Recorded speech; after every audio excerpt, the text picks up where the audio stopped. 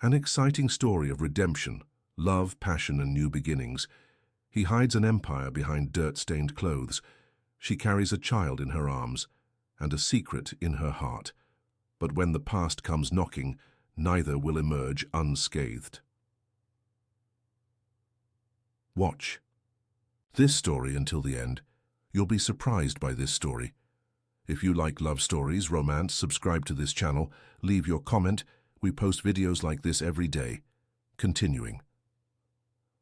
The sun beat down mercilessly on the dirt road leading to Clearwater Ranch in rural Montana. Ryan Ambrose adjusted the worn cap covering his chestnut hair, now grown out and disheveled, quite different from the impeccable cut he maintained when leading meetings in glass-walled rooms in New York. His hands, once soft and well cared for, now showed recent calluses from weeks of manual labor he had sought on other smaller rural properties, preparing for this moment. He had traded Armani for simple clothes bought in department stores, his Rolex for a cheap plastic wristwatch, and his penthouse apartment for rooms rented in modest boarding houses. But he couldn't shed the weight he carried in his chest since the death of his brother Eric, his youngest sibling. He couldn't erase the suspicions surrounding that fateful night, nor the questions that no one seemed willing to answer. The old pickup truck he had bought for a few $1,000s rumbled tiredly along the potholed road. Ryan had studied every detail of Clearwater Ranch over the past few months. It was one of the most remote and forgotten properties of the Ambrose Empire, managed by a local foreman who reported only once a quarter. The perfect place for someone who wanted to disappear from the world. When he finally spotted the first fences of the property, Ryan felt his heart race. There he was, Ryan Ambrose, heir to a fortune built on land, cattle, and silent political agreements, presenting himself as Ryan Smith, a ranch hand looking for work.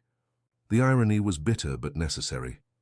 The main house of the ranch was simple, made of exposed brick and clay tiles, surrounded by a yard where chickens pecked freely between rusty tractors and agricultural equipment. A short, stocky man emerged from the shadow of the porch when he heard the sound of the engine. It was Jack Burton, the foreman, a 50-something man with sun-weathered skin and suspicious eyes. "You're that Ryan who called yesterday?" asked Jack, examining Ryan from head to toe with a look that forgave no weakness. "That's me. I came looking for work, as we agreed." Jack spat on the ground and gestured for Ryan to get out of the truck. "Let me see your hands." Ryan extended his palms, showing the recent calluses he had cultivated in recent weeks. They weren't the hands of a veteran ranch hand, but they were no longer those of a New York playboy either. "Ever worked with cattle?" "I have. I'm not a complete novice. This isn't a game, son. The work is hard, the sun is hot, and I don't have patience for city boys playing cowboy." Ryan nodded, maintaining the humble posture he had practiced. "I just need the work, Jack. I won't cause any trouble." The foreman studied him for a few more seconds before sighing. "All right. You'll stay in the bunkhouse with the other hands. Sarah will show you where it is and explain the rules." "Sarah," he shouted toward the back of the property. The name echoed through the hot afternoon air, and Ryan felt an inexplicable curiosity form in his chest. He had studied the ranch records, but no document mentioned Sarah. Was she the foreman's daughter? "Ta cook." When she appeared at the corner of the house, Ryan felt as if the air had become denser around him. Sarah Freeman walked with the confidence of someone who knew every inch of that ground. She was a woman of perhaps 25, with dark brown hair tied in a practical ponytail, skin bronzed by the countryside sun, and defined muscles in her arms and legs that spoke of years of hard work. She wore a simple t-shirt and faded jeans, worn leather boots, but it was her eyes that made Ryan momentarily forget who he was pretending to be. They were amber eyes, intense and suspicious, that examined him with the same hardness that Jack had shown, but with something more. A sharp intelligence, a strength that seemed to spring from somewhere deep and wounded inside her. "This is Ryan who's going to work here," said Jack. "Sarah, show him where he'll sleep, and explain the house rules." Sarah nodded without smiling, without showing any sign of welcome. "Follow me," she said simply, and began walking toward a set of smaller buildings at the back of the property. Ryan followed her in silence, observing the way she moved. There was something hypnotic in the way Sarah walked, a combination of natural grace and contained strength that made Ryan wonder what kind of life had shaped this woman. "The rules are simple," Sarah said without looking back. "You work from 5 in the morning until 6 in the evening, with an hour for lunch at noon. Don't enter the main house without permission. Don't mess with the women in the area. Don't drink during the week. And don't ask unnecessary questions." She stopped in front of a simple, wooden shed with a few small windows and a screen door. "This is the bunkhouse. You'll share with 3 other hands. Your bed is that one over there," she said, pointing to a simple bunk in the right corner. Ryan entered and examined the environment. It was Spartan but clean.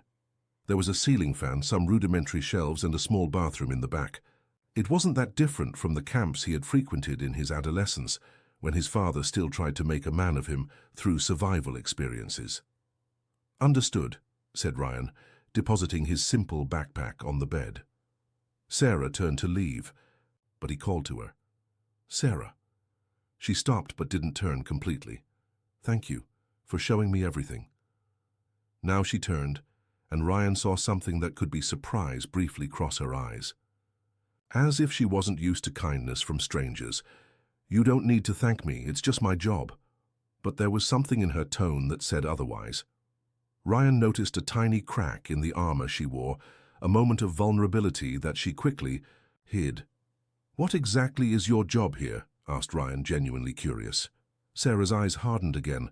"I manage the house, take care of feeding the hands, organize supplies, and help Jack with administration. And you just broke one of the rules." "Which one?"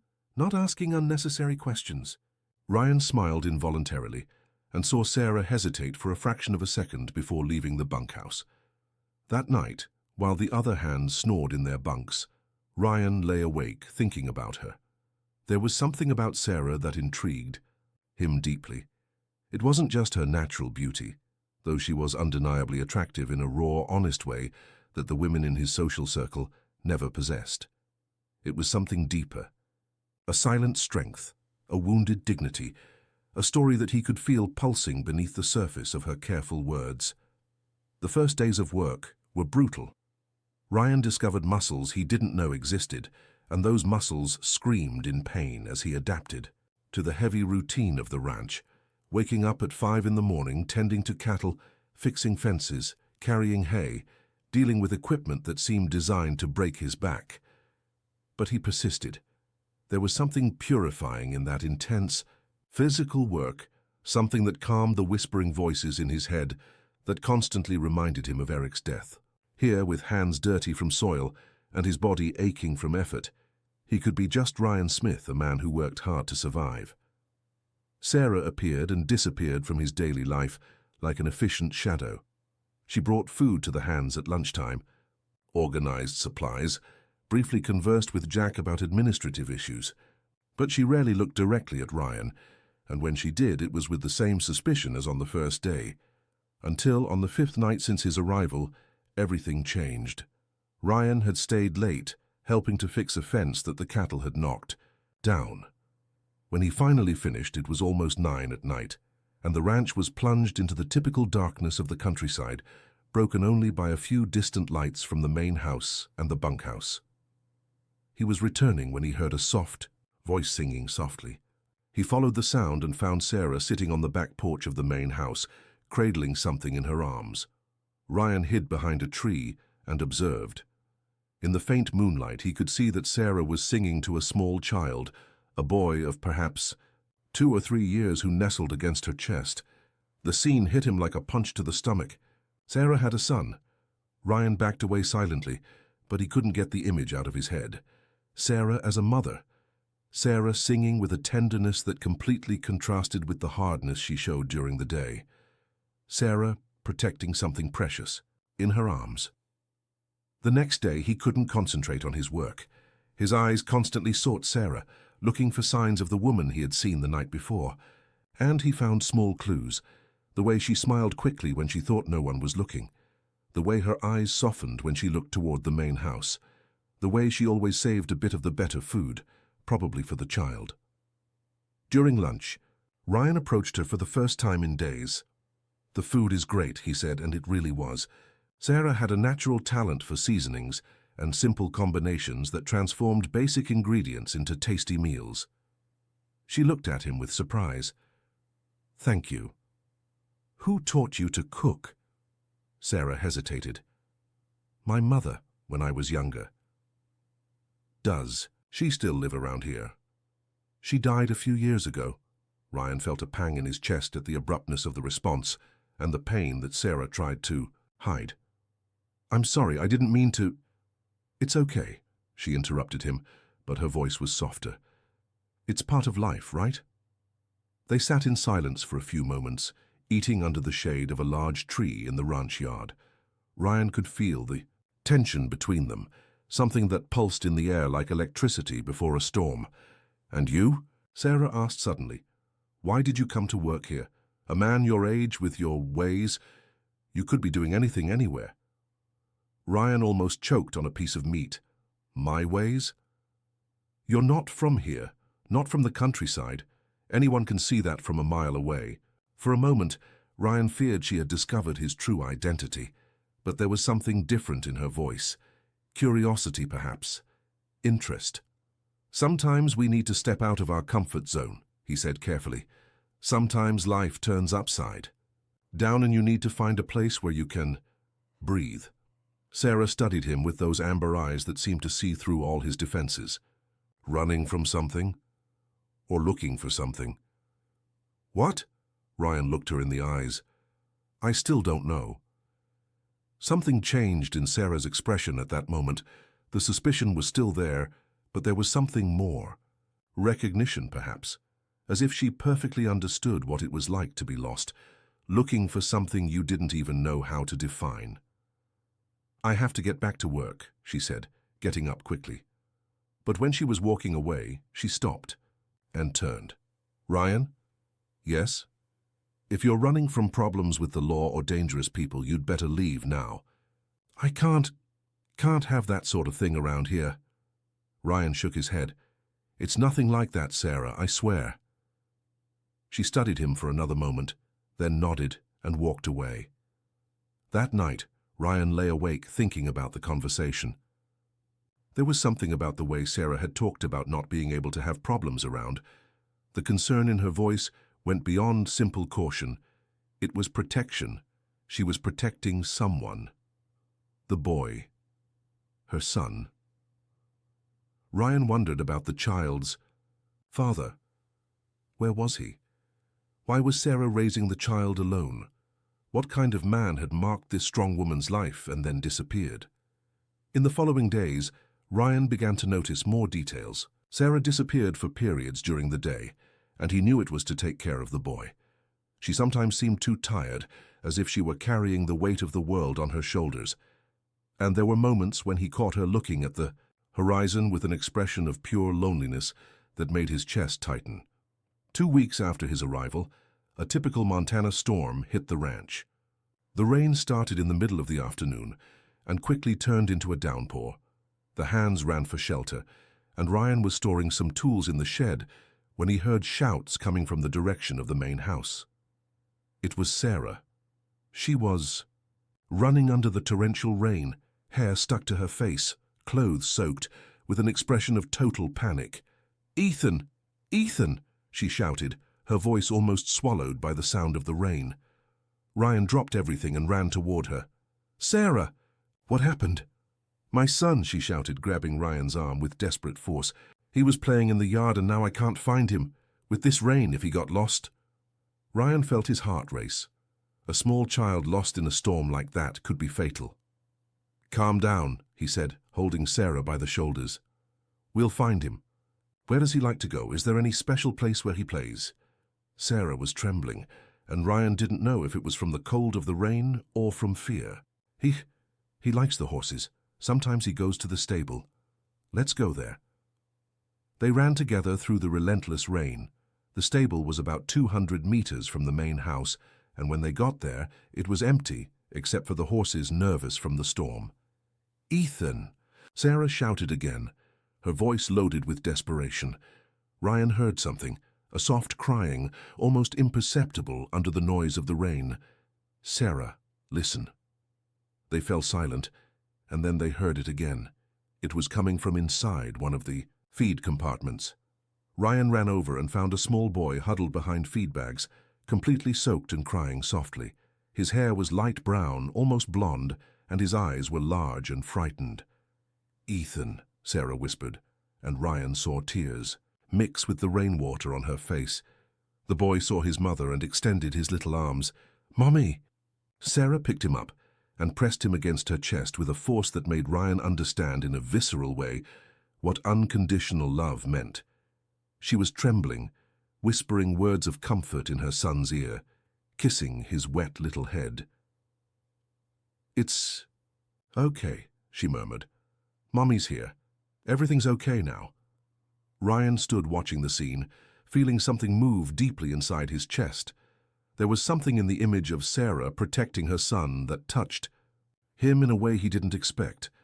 "Let's go home," said Sarah, looking at Ryan. Thank you so much for helping me search." "No need to thank me." They walked back to the main house under the rain, which was now diminishing. Ethan had stopped crying and was nestled in his mother's arms, occasionally looking at Ryan with childish curiosity. When they reached the porch of the house, Sarah hesitated. Do you want to come in? To dry off a bit?" Ryan knew that this was a rare invitation. Sarah didn't let anyone enter her personal space, but he also knew that she was offering out of gratitude, not interest. "You don't need to, Sarah. I don't want to impose." "It's not an imposition." She looked him in the eyes. "Besides, you're soaked. You'll get sick if you go to the bunkhouse like that." Ryan nodded and followed her into the house. The part of the house where Sarah lived was simple, but cozy. A small living room with an old but comfortable sofa, a wooden table, some photos on the wall. Everything very clean and organized, with feminine touches that showed Sarah's care with the home she had built for herself and her son. "Sit there," said Sarah, pointing to the sofa. "I'll get a towel for you." While she was gone, Ryan examined the photos on the wall. Sarah when younger, smiling next to an older woman who must have been her mother. Sarah pregnant with a serene and happy expression. Baby Ethan sleeping in his mother's arms. There wasn't a single photo of any man. Sarah returned with a towel and a dry shirt. "It's my father's," she explained, offering the shirt. "It should fit." "Thank you." She went to take care of Ethan, changing his wet clothes and putting him in dry pajamas. Ryan observed the interaction between mother and son, seeing how Sarah transformed when she was with the child. All the hardness disappeared, replaced by infinite tenderness. "Mommy, who is he?" asked Ethan, pointing to Ryan. "This is Ryan, son. He works here at the ranch." "Is he going to have dinner with us?" Sarah hesitated, looking at Ryan. "If he wants to." Ryan was about to politely decline when Ethan looked at him with those big, curious eyes. "Do you want to have dinner with us, Uncle Ryan?" Ryan's heart tightened. "If it's not a bother to your mother."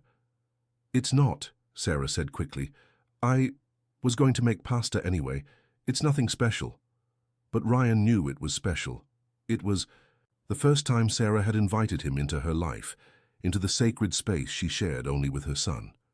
During dinner, Ryan discovered things about Sarah he never imagined. That she read stories to Ethan every night. That she sang in the shower. And the boy always laughed when he heard her. That she was afraid of snakes but would face any one of them to protect her son. That she dreamed of one day having a bigger house, with a yard where Ethan could run freely. And Ethan discovered that Ryan knew how to do funny voices for story characters, that he could imitate the sounds of farm animals, and that he listened with genuine attention to everything a boy of almost 3 had to tell. When it was finally time for Ryan to leave, it was almost midnight. The storm had passed, leaving the air clean and fresh. "Thank you," said Sarah at the door, "for everything today, for helping me find Ethan, for having dinner with us. Thank you for letting me in." They looked at each other for a long, intense moment. Ryan could feel something changing between them, a tension different from the initial suspicion, something more dangerous. "Good night, Sarah." "Good night, Ryan." Ryan walked away, but when he was almost reaching the bunkhouse, he heard Sarah call him softly. "Ryan?" He turned. If you want to have dinner with us again someday, you can. Ethan liked you." Ryan smiled in the darkness. "And you?" There was a long pause before Sarah answered. "I did too." And then she closed the door, leaving Ryan alone in the starry night with his heart beating in a way he hadn't felt in years. The days following the storm brought a subtle but undeniable change in the dynamic between Ryan and Sarah. She no longer avoided him with the same determination as before, and sometimes he caught her watching him work with a thoughtful expression that made his heart race. During meals, Sarah began to sit closer to the hands, and although she didn't speak directly to Ryan, he could feel her presence like an electric current running through his body. Ethan, on the other hand, didn't have these subtleties. Whenever he saw Ryan in the yard, he ran toward him with the uncontrolled joy typical of a child of almost 3 years. "Uncle Ryan! Uncle Ryan!" he shouted, stretching his little arms to be picked up. Ryan always picked him up, threw him in the air, made faces that drew laughter from the boy. It was impossible to resist that purity, that genuine joy that expected nothing in return except attention and play. Sarah observed these interactions with an expression that Ryan couldn't completely decipher. There was affection there, and gratitude, but also a careful vigilance, as if she were assessing whether Ryan represented some kind of threat to her son. A week after the storm, during lunchtime, Ethan escaped his mother's supervision and came running to where Ryan was sitting alone under a tree. "Uncle Ryan, are you going to eat with us again today?" asked the boy, throwing himself into Ryan's lap without ceremony. "Oh, I don't know, Ethan. Your mother didn't invite me." "Mommy!" Ethan suddenly shouted. "Can Uncle Ryan eat with us today?" Sarah, who was organizing the meal dishes, looked in their direction with an expression that was both amused and exasperated. "Ethan, that's not how we do it. You can't go around inviting people without asking first." "But I like Uncle Ryan," said Ethan, with the brutal honesty of children. "He makes funny voices and knows the names of all the animals." Ryan felt his face heat up with the boy's simple declaration. There was something devastatingly pure in the way Ethan had adopted him, without questions, without reservations. It was the kind of unconditional acceptance that Ryan had never experienced in his adult life. Sarah approached, wiping her hands on her apron. "Ethan, get off Ryan's lap. He's trying to have lunch." "It's no problem," Ryan said quickly. "He's not bothering me." "Yes, he is," said Sarah, but her voice was softer than usual. "Ethan, come here." The boy pouted but obeyed, going to his mother. Sarah picked him up and stood there for a moment, as if she were making an internal decision. "If you want," she finally said, without looking directly at Ryan, "you can have dinner with us again today. Ethan won't leave me in peace if I don't ask." Ryan smiled. "Only if it's not trouble." "It's not." But there was something in Sarah's voice that suggested that maybe it was, in a completely different way.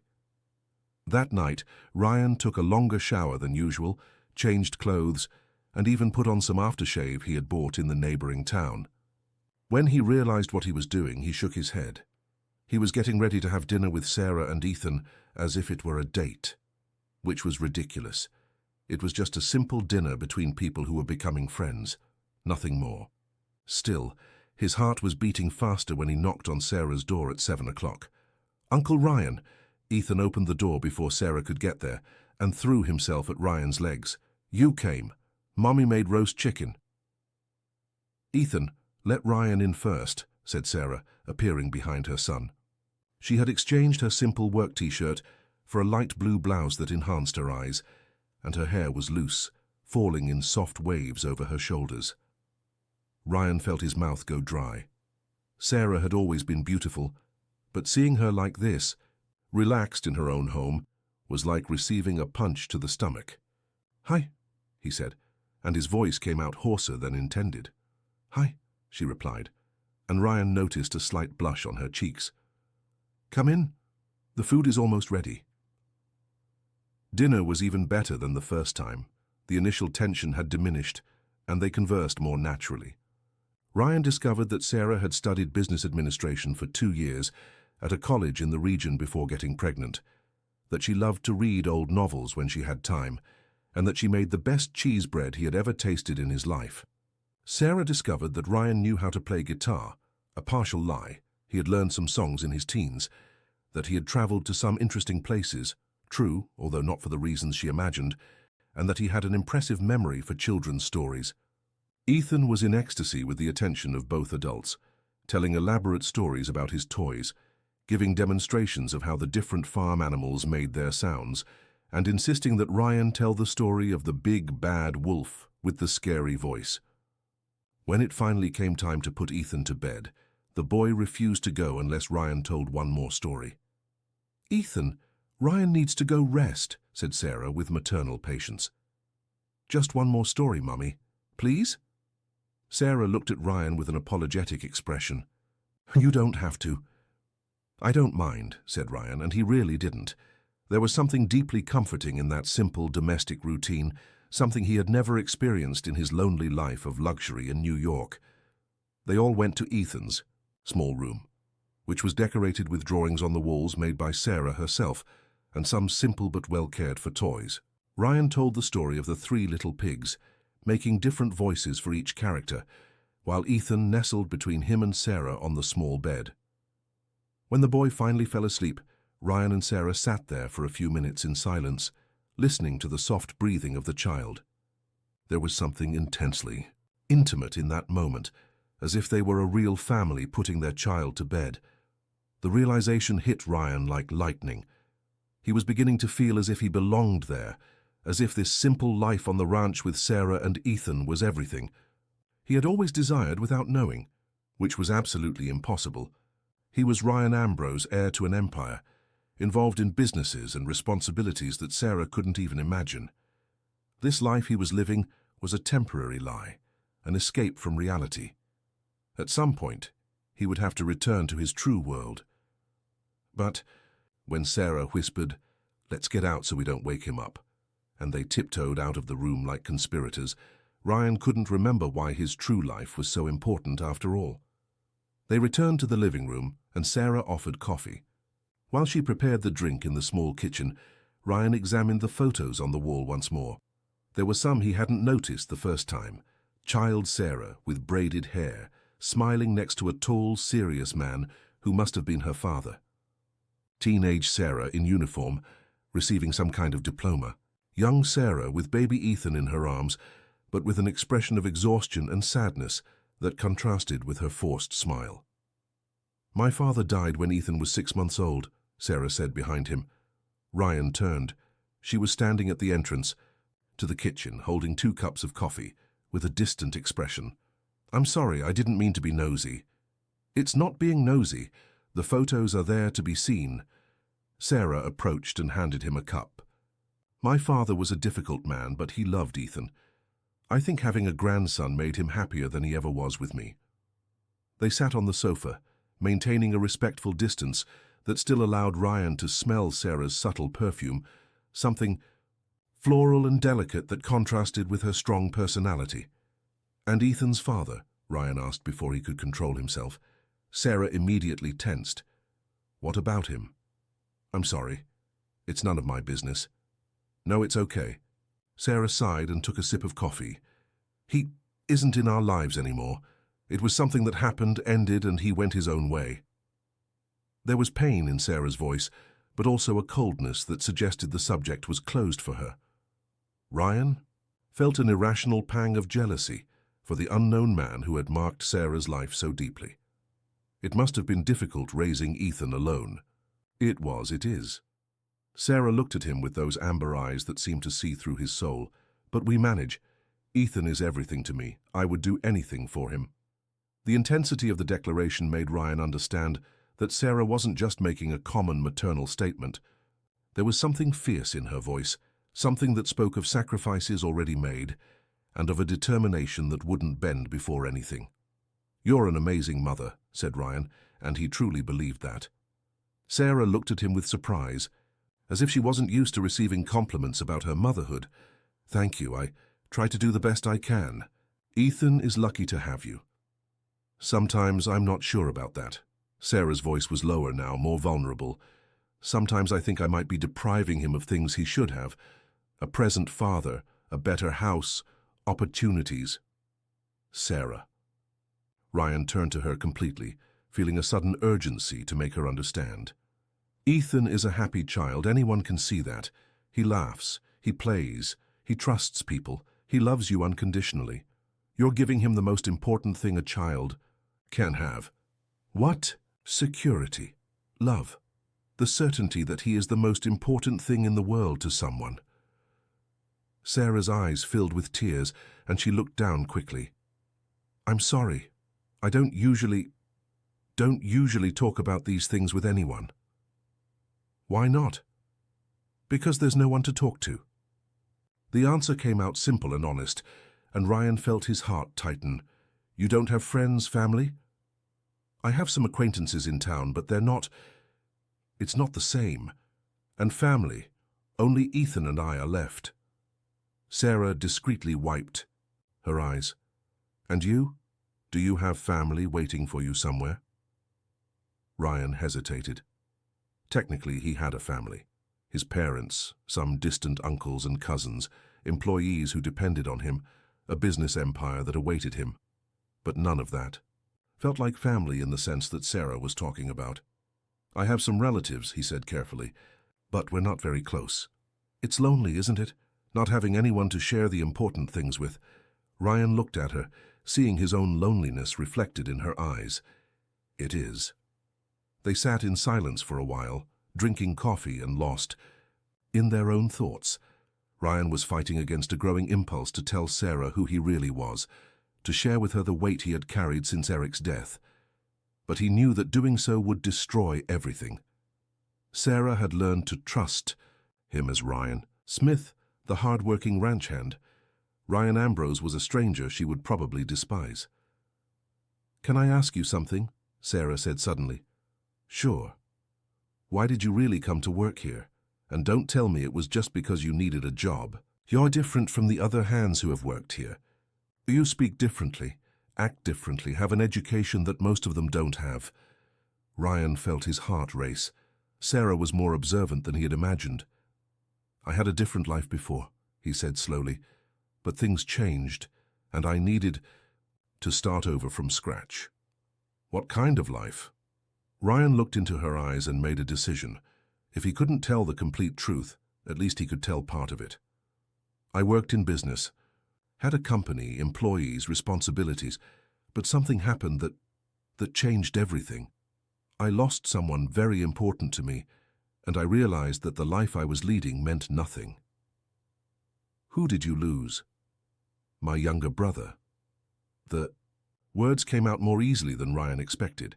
He died in an accident, and I couldn't keep living in that world after that. Sarah reached out and touched Ryan's arm gently. The touch was quick, but it sent waves of warmth through his body. I'm sorry, Ryan, that must have been terrible. It was. Ryan looked at Sarah's hand, which was still resting on his arm. He was very young, had his whole life ahead of him, and I feel like it was my fault. Why? Because I was the older brother.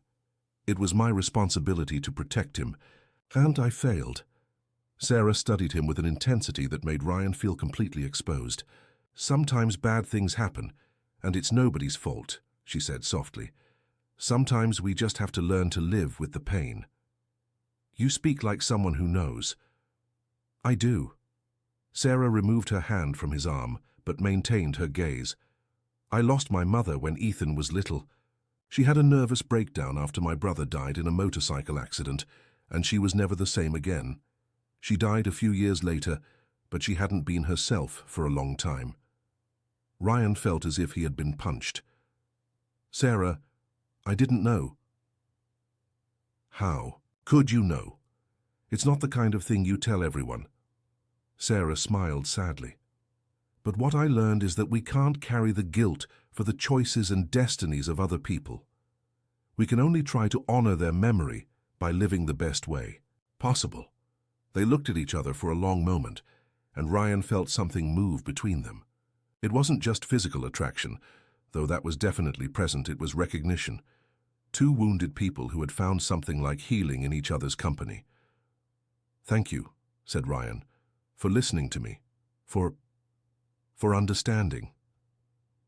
Thank you. The tension in the air was getting dense, loaded with unspoken possibilities.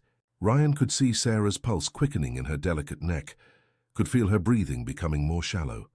He leaned slightly toward her, and she didn't move away.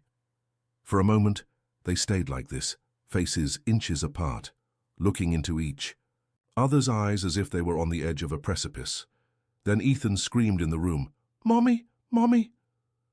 Sarah jumped from the sofa immediately, all the intimacy of the moment dissipated by maternal urgency. "Coming, son." She ran to the room, and Ryan followed her, concerned. They found Ethan sitting in bed, rubbing his eyes and whimpering. "What is it, love?" Sarah sat on the bed and pulled the boy onto her lap. "Had a nightmare," Ethan mumbled against his mother's chest. "There was a bad man who wanted to take me away from you." Sarah exchanged a quick look with Ryan over Ethan's head. There was something about that nightmare that had left her more tense than a simple bad dream from a child would justify. "It was just a dream, son. Nobody is going to take you away from Mommy. Never." "Promise?" "I promise." Ethan nestled more, in his mother's lap, but his eyes sought Ryan. "Uncle Ryan, do you promise too?" The question hit Ryan unexpectedly. There was so much trust in the boy's eyes, so much faith that Ryan could protect him from any harm. "I promise, Ethan. No one will take you away from your mother." The boy smiled and extended a small hand to Ryan, who took it gently. "Now you." "Can sleep, son," said Sarah, laying Ethan down again. "Ryan and I are here. You're safe." They stayed there until Ethan fell asleep again, but the intimate magic of the previous moment had been broken. When they returned to the living room, Sarah seemed distant, worried. "Does he usually have nightmares?" asked Ryan. "Sometimes, usually when he gets very agitated during the day, or when there's some change in routine." Ryan wondered if his constant presence in recent weeks might be affecting Ethan in some way. "Maybe I shouldn't come to dinner with you so often." "No." Sarah's response was quick and firm. "It's not because of you. Ethan adores you. It's something else." "What?" Sarah hesitated, as if deciding how much to reveal. "Sometimes people show up asking about Ethan, about his father, and that makes me nervous, and he notices." Ryan felt an alert go off in his mind. "What kind of people?" "People from town. Sometimes someone who says they knew Ethan's father." Sarah hugged her own arms as if she were cold. "I always send them away, but Ethan notices when I get tense. Sarah, if someone is bothering you, you should go to the police." "It's nothing like that. They're just curious, people who like to stir up trouble." But there was something in Sarah's voice that suggested it was more complicated than she was saying. Ryan approached her, feeling a protective impulse that surprised him with its intensity. "If you need anything at all, you can count on me. You know that, right?" Sarah looked at him with a vulnerable expression that she rarely allowed anyone to see. "Why? Why do you care so much about us? You barely know us." The question was fair, but Ryan didn't have an answer he could give. He couldn't say he cared because he had fallen in love with her. He couldn't say he felt more at home in that simple house than in any mansion he had ever inhabited. He couldn't say that the idea of someone hurting Sarah or Ethan filled him with murderous rage. "Sometimes we just care," he said simply, without logical reason. "We just care." Sarah studied him for a long moment and then nodded slowly. "I understand." There was something in that response that made Ryan wonder if she was also feeling the same inexplicable connection that he felt. When he finally stood up to leave, it was almost midnight. Sarah accompanied him to the door, and they stood there for a moment, neither wanting the night to end. "Ryan?" "Yes?" "Thank you for listening, for understanding, for being here. Thank you for letting me be part of you." They looked at each other once more, and Ryan felt the same tension as before, the same magnetic attraction pulling them toward each other. This time there was no interruption.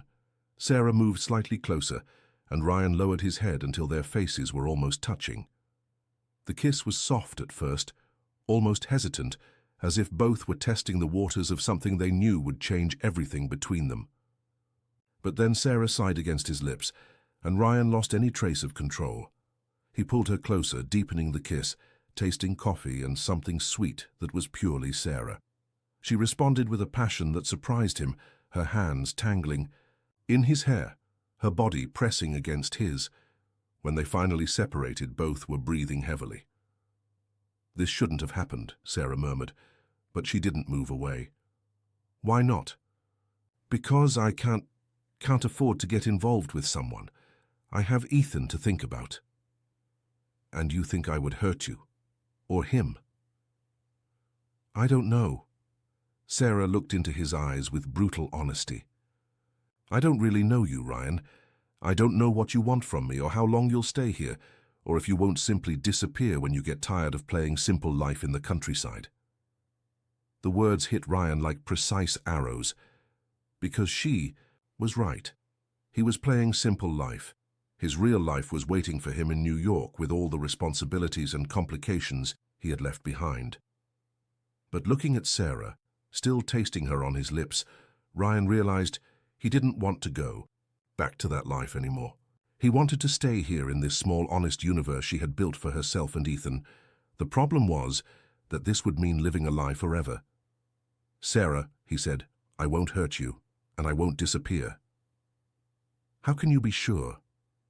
"Because, for the first time in my life, I've found something worth staying for." Sarah looked at him for a long moment, and Ryan could see the internal battle unfolding in her eyes, the desire to believe him fighting against years of disillusionment and self-protection. "I need to think," she said finally. "I need time." "That's fine, I can wait. And I need you to understand something." Sarah's voice became firmer. "Ethan comes first, always. If I think you represent any kind of danger to him, emotional or physical, this ends immediately." "I understand and I agree." Sarah nodded and opened the door. "Good night, Ryan." "Good night, Sarah." Ryan walked away in the darkness, but when he was almost reaching the bunkhouse, he turned to look at the house one last time. Sarah was still at the door, watching him leave. That night, Ryan lay awake thinking about the kiss, about Sarah's taste, about the way she had melted in his arms. But he also thought about her words about not really knowing him, about him playing simple life. She was right. He was living a lie. And sooner or later, that lie would explode in all their faces. The question was, what was he willing to sacrifice to stay with Sarah and Ethan? His true identity? His fortune? His empire? For the first time in his life, Ryan Ambrose was seriously considering abandoning everything for love. The problem was that he didn't know if Sarah would be able to love him when she discovered who he really was. The days following the kiss were filled with almost unbearable tension. Sarah didn't avoid him completely, but there was a new caution in her movements, a careful vigilance in her eyes whenever they met. Ryan felt as if he were walking on broken glass, each word, each gesture carefully measured not to frighten the woman who had become the center of his universe. During work, he observed her discreetly. He saw the way she organized supplies with military efficiency, how she conversed with the other hands, always maintaining a respectful professional distance, how her eyes automatically searched for Ethan every 15 minutes, even when the boy was safely playing in the yard. Sarah was a fortress built carefully over the years, and Ryan was beginning to understand that the kiss had opened a crack in her defenses that was terrifying her. Ethan, oblivious to the emotional complexities of adults, continued treating Ryan as his new best friend. He ran to him whenever he saw him, told elaborate stories about his imaginary adventures, and insisted that Ryan teach him to whistle like the cowboys in the movies he watched on the old television in the main house. "Uncle Ryan, do you know how to ride a horse?" asked Ethan on a Tuesday afternoon, while Ryan was fixing a fence near the pasture where the boy was playing. "I know a little," replied Ryan, which was a considerable understatement. He had learned equitation in one of the expensive boarding schools he had attended, and had continued practicing at exclusive clubs in New York. "Can you teach me?" Ryan looked around, searching for Sarah. She was talking with Jack Burton near the main barn, but even at a distance, he could feel her attention divided between the conversation and supervising her son. "Maybe when you're older, Ethan. But I'm already big. I'm almost 3 years old." Ryan smiled at the childish logic. "That's true, you are a big boy, but horses are very large animals too, and your mother needs to agree first." "Mommy lets me do everything," declared Ethan with the absolute confidence of a loved child. "Oh, really? Even staying up late and eating candy for dinner?" Ethan laughed, recognizing the joke. "No, she doesn't allow that, but she lets me help take care of the chickens and plant tomatoes." Ryan stopped working for a moment, impressed. "You help plant tomatoes?" "Uh-huh. Mommy said I have good hands for working with soil. Want to see?" Before Ryan could answer, Ethan had run to a small garden near the main house and begun demonstrating how he made small holes in the earth with his fingers. Ryan followed him, fascinated by the seriousness with which the boy treated his responsibility in the garden. "Look, Uncle Ryan, first you do this," said Ethan, making a hole in the moist earth. "Then you put the little seed, and then cover it with earth, and then water it, and then you wait and wait and wait, and then it grows." The explanation was accompanied by dramatic gestures that made Ryan laugh. There was something deeply touching in the way Ethan had absorbed Sarah's lessons about patience and care. "Your mother taught you all this?" "Uh-huh. Mommy knows everything about planting. She said Grandma taught her, and now she's teaching me." Ethan stopped playing in the dirt and looked at Ryan with a suddenly serious expression. "Do you think my daddy knew how to plant too?" The question hit Ryan like a punch to the stomach. It was the first time Ethan had mentioned his father, and the innocent curiosity in the boy's voice made something twist painfully in Ryan's chest. "I don't know, Ethan." "Why do you want to know?" "Because sometimes I wonder if he was like me, if he liked the same things I like." Ryan crouched to be at the boy's height, feeling the weight of the question. "And what do you like, Ethan?" "I like planting and playing with animals and listening to stories and making Mommy laugh." Ethan counted on his dirty little fingers. "And I like you too, Uncle Ryan." Ryan's heart tightened. "I like you very much too, Ethan." "Do you think my daddy would like me?" The question was so pure, so full of a fundamental need that Ryan felt his eyes burn. How to explain to a child of almost 3 years the complexities of adult relationships, abandonment, irresponsibility? "Anyone who met you would love you, Ethan. You're an amazing boy."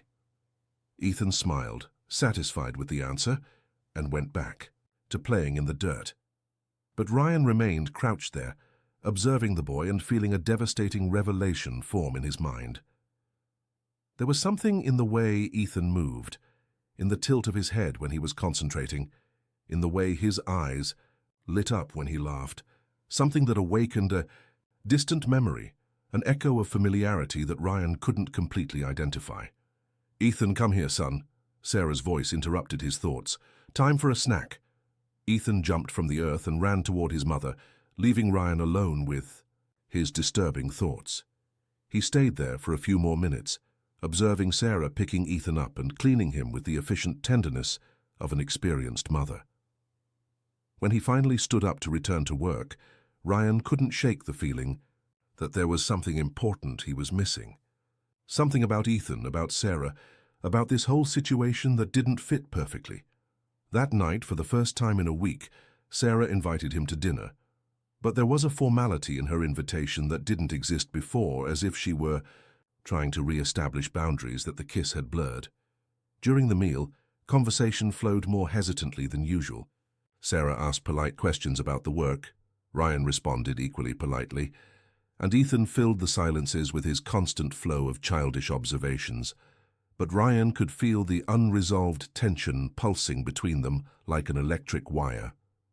Each time their eyes met, he saw the echo of that kiss, the memory of the way Sarah had melted in his arms. After dinner, while Sarah was bathing Ethan, Ryan stayed in the living room, flipping through an old magazine he found on the coffee table.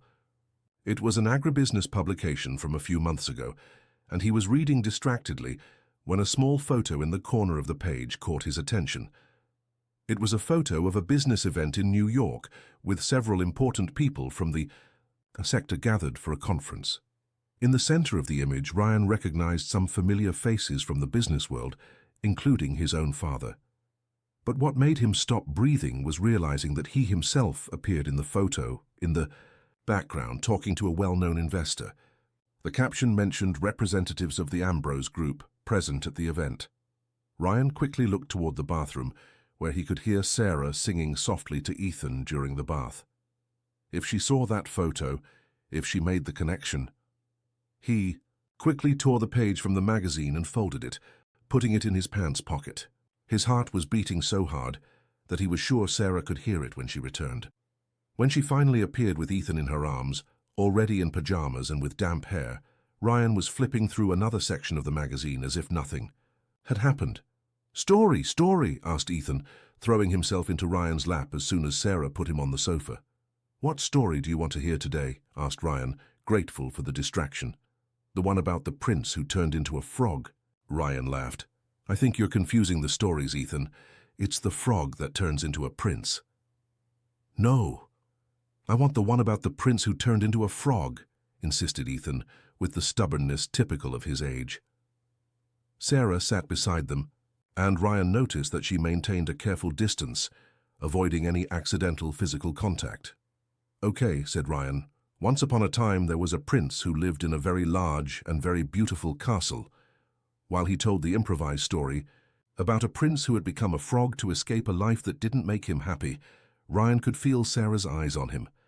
There was something thoughtful in her expression, as if she were trying to decipher some enigma. When Ethan finally fell asleep in his lap, Sarah offered to take him to the bedroom. I'll take him, said Ryan softly. I don't want to wake him. Up, Sarah hesitated but nodded. They went together to the small bedroom, and Ryan carefully deposited Ethan in the bed, covering him with the sheet. The boy mumbled something unintelligible and turned to his side, nestling against the pillow. When they left the room, Sarah gently closed the door and turned to him. Ryan, we need to talk. Ryan's heart raced. About what? About us. About what happened the other day. They returned to the living room and sat on the sofa, maintaining a respectful distance. Sarah seemed to be carefully choosing her words. I liked it, she finally said. The kiss. I liked it more than I should have. Ryan felt a wave of relief. I did too. But that doesn't change the fact that I can't afford to get involved with someone without knowing who that person really is. Sarah. Let me finish. She looked at him with those amber eyes that seemed to see through his soul. You're a mystery, Ryan. You showed up here out of nowhere, working as a ranch hand, but you have education. You have knowledge that most rural workers don't have. You talk about business like someone who has been inside that world, and there's something in the way you act, how you carry yourself, that doesn't match the story you told me. Ryan felt as if he were in an interrogation room. Sarah was much more perceptive than he had imagined. I didn't lie about anything important, he said carefully. I really lost my brother. I really needed to leave my previous life. But you didn't tell me everything, did you? Ryan was silent, fighting against the impulse to tell the complete truth. But he knew that doing so would be the end of everything. Sarah would never be able to see beyond his fortune and social status. Everyone has secrets, Sarah. You have yours too. My secrets don't involve lying about who I am. How can you be sure about that? Sarah studied him for a long moment, because if I were lying about who I am, I wouldn't have let you into my life. I wouldn't have let you get close to Ethan. The logic was irrefutable, and it made Ryan feel even worse about his own dishonesty. So what do you want from me? He asked. Honesty, truth. If you want this to continue, if you want us to explore what exists between us, I need to know who you really are. Ryan felt as if he were being torn apart inside. Telling the truth would mean losing her, but continuing. To lie would also mean losing her eventually. And if my truth is too complicated, he asked, what if it's the kind of truth that could change everything between us? Then at least it will be honest. They looked at each other for a long moment, and Ryan saw the determination in Sarah's eyes. She wouldn't yield on this issue. It was the truth or nothing. "I need time," he finally said, to organize things in my head, to find the right way to tell you." Sarah nodded. "How much time? A week?" "All right, 1 week." Sarah stood up from the sofa. "But Ryan, I need you to understand something. If I discover that you lied about something that could affect Ethan or our safety, this ends immediately. No discussion." "I understand. And until you tell me the truth, things between us stay as they were before. Just friendship." Ryan nodded, although the word friendship sounded painfully inadequate to describe what he felt for Sarah. When he was leaving, Sarah called him once more. "Ryan." "Yes?" "I hope your truth is something I can accept, because I would like this to work out between us." The soft confession made Ryan's heart tighten. "I want that too, Sarah, more than you can imagine." In the following days, Ryan found himself divided between the physical work that kept him busy during the day and the growing anxiety about how to tell his truth to Sarah. Several times he rehearsed conversations in his head, trying to find the right words to explain who he was without sounding like an imposter or a manipulator. The problem was that, in a way, he was both. On Thursday of this tense week, Ryan was working alone in the most distant pasture of the ranch when he heard the sound of a car approaching. It was strange because Jack Burton wasn't expecting any visitors, and suppliers usually didn't arrive at that time of the afternoon. Curious, Ryan hid behind a large tree and observed a black sedan stop near the main house. 2 men in suits got out of the car, and even at a distance, Ryan could see they weren't locals. There was something in their posture, in their expensive suits and shiny shoes, that screamed big city. He saw Sarah come out of the house to receive them, with Ethan hidden behind her legs. Even not being able to hear the conversation, Ryan could see by Sarah's body language that she was tense, defensive. The conversation lasted about 10 minutes, with Sarah shaking her head repeatedly and the men insisting on something she clearly didn't want to do. Finally, they returned to the car and left, leaving a cloud of dust on the road. Ryan waited a few minutes before returning to the main house, pretending he had missed the visit by chance. "Who were those men?" he asked Jack Burton, who had witnessed the scene. The foreman spat on the ground with an expression of displeasure. "Suits from the city. They were asking questions about Sarah's boy." "What kind of questions?" "About his father. They wanted to know if she had documents, birth certificate, those things." Jack shook his head. "Sarah told them to go to hell, as she always does." Ryan felt a chill down his spine.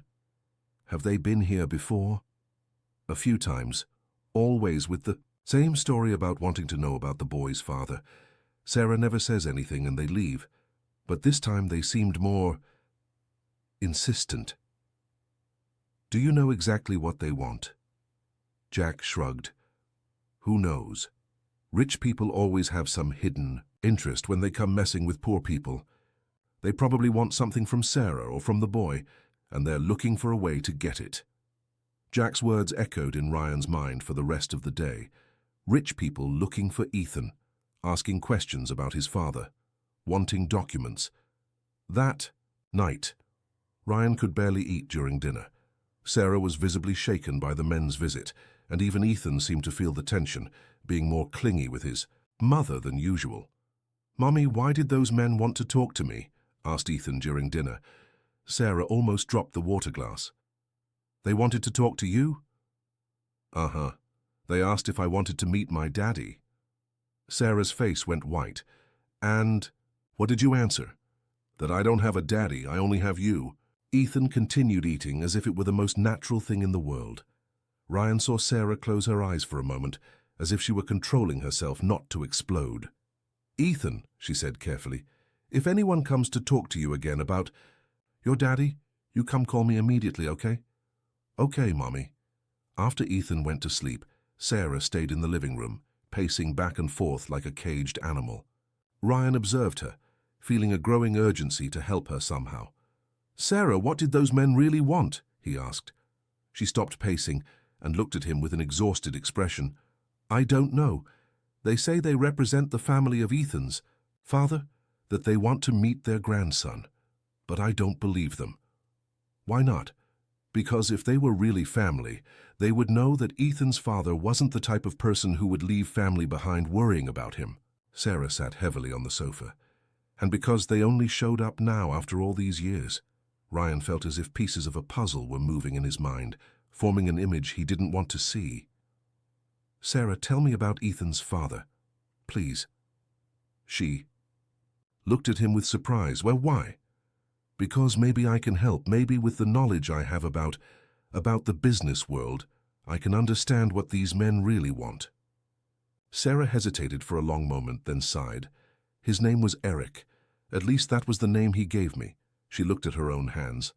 He showed up here about 4 years ago, saying he was traveling through the countryside, getting to know the real America. He was different from any man I had ever met. Educated, kind, interested in everything. He had money, that was obvious, but he didn't flaunt it. Ryan felt the world begin to spin around him. Eric. His brother had used that name sometimes as a pseudonym when he wanted privacy. How long did he stay here? He asked, his voice coming out strange. 3 weeks. He stayed at the town's boarding house but spent the days here, helping with the work, talking with me. Sarah smiled sadly. I fell in love. Like an idiot, I fell hopelessly in love with a stranger who clearly wasn't going to stay. And then? Then he left, said he had to return to his real life, that he had gotten too involved and that wasn't right. He left some money, said it was to help me, but I never used it. Sarah wiped away a tear that had escaped. 2 weeks later, I discovered I was pregnant. Ryan felt like he was going to vomit. The dates matched. Ethan's age matched. The pseudonym that Eric used matched. Did you try to contact him? How? I didn't even know his real last name. I didn't even know exactly where he was from.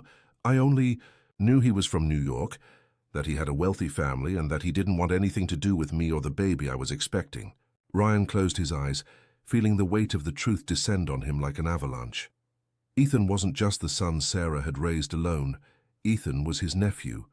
Ethan was blood of his blood, son of the brother he had lost and for whose death he felt responsible. And the men in suits who were looking for Ethan were probably representatives of the Ambrose family. They had probably discovered the existence of the boy and wanted to bring the illegitimate grandson into the family empire. Ryan, are you okay? Sarah's voice seemed to come from very far away. Ryan opened his eyes and found her looking at him with concern. I'm sorry, it's just that your story reminded me of some things. What kind of things? Ryan knew that the moment of truth had arrived. He could no longer wait a week. He could no longer pretend he didn't know who Ethan really was. But he also knew that telling the truth now, this way, would destroy any chance of happiness they could have together. Sarah, he said, I need to tell you something. Something about who I really am. She straightened up, all attention focused on him. What? Ryan took a deep breath, preparing for the moment that would change everything between them.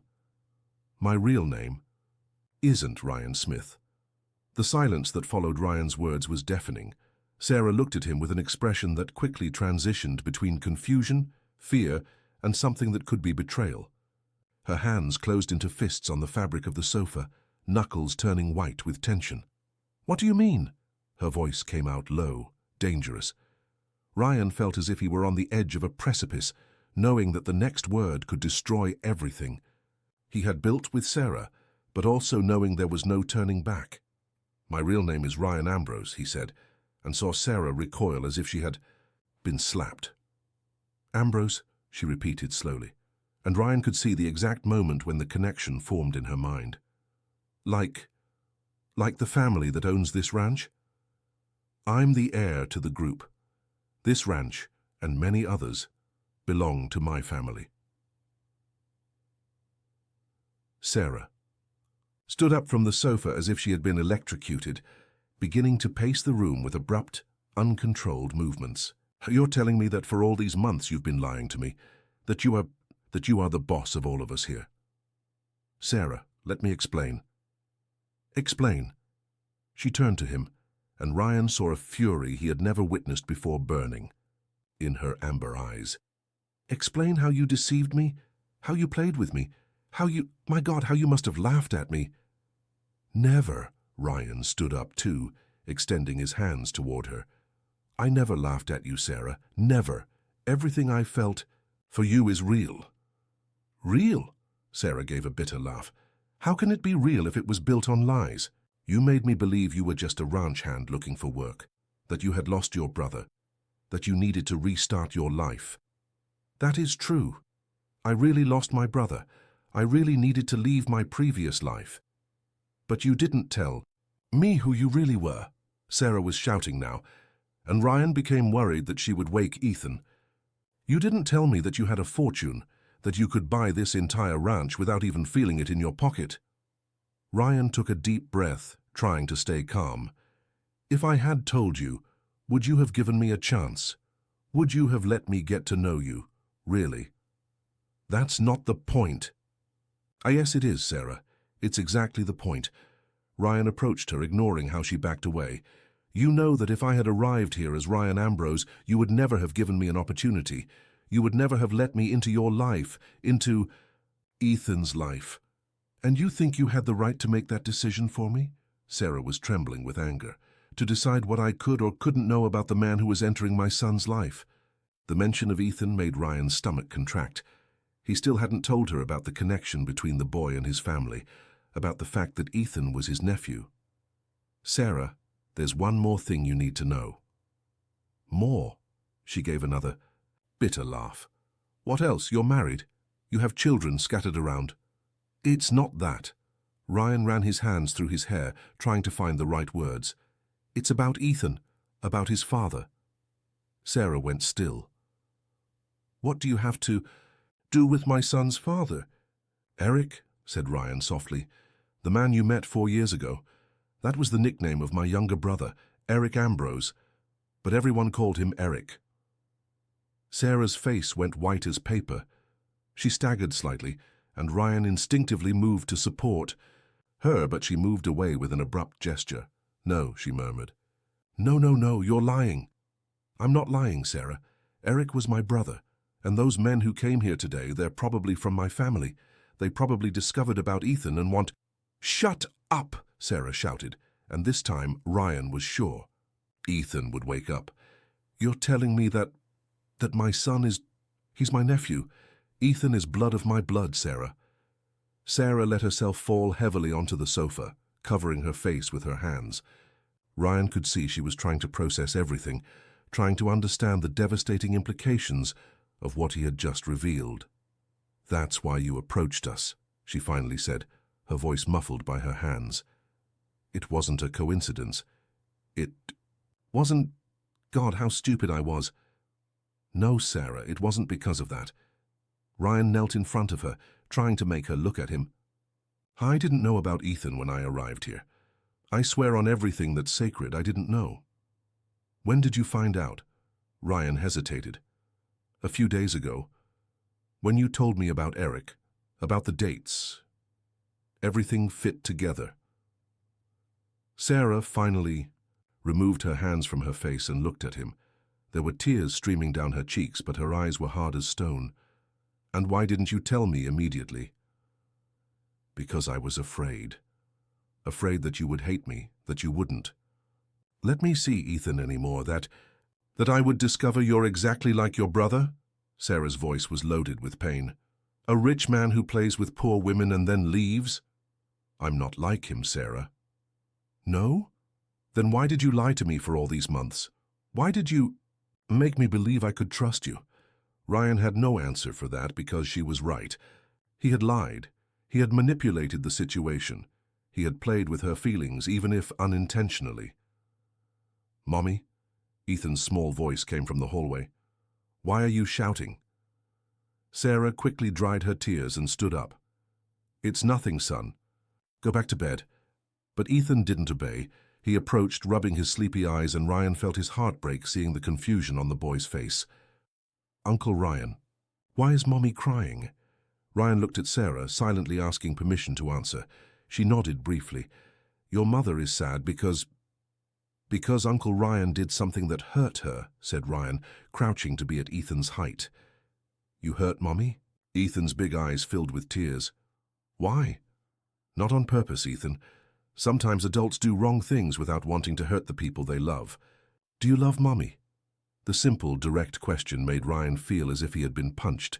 He looked at Sarah, who was observing the scene with an indecipherable expression. I do, said Ryan, looking directly into Sarah's eyes. I love her. Very much. Then why did you make her cry? Because I made a very big mistake, Ethan, and now I need to try to fix it.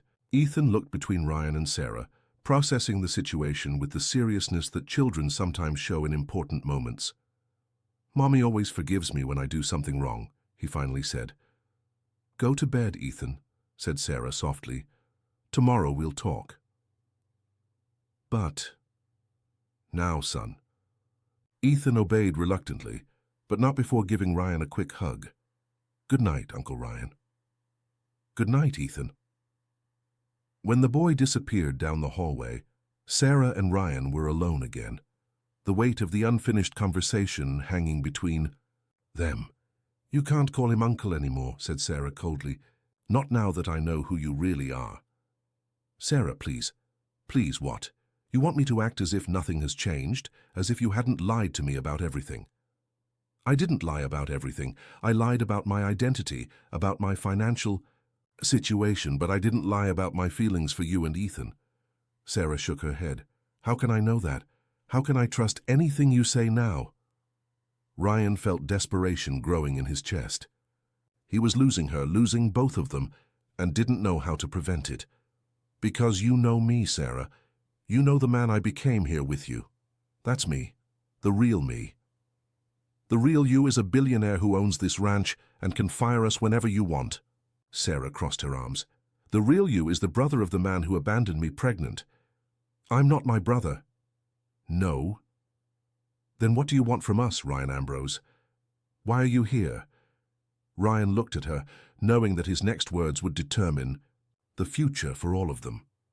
I want to stay, he said. I want to build a life with you and Ethan. I want to be the father he never had, the partner you deserve. With what money? Sarah laughed bitterly. With your family fortune? You want to turn me into your kept mistress? It's not like that. Then what? You're going to give up everything? Your inheritance, your life of luxury, your business, responsibilities? You're going to stay here playing farmer for the rest of your life? Ryan hesitated, and that hesitation was enough for Sarah. That's what I thought, she said. Deep down you know this is temporary, that at some point you'll return to your real life and leave us behind exactly like your brother did. Sarah, it's not like that.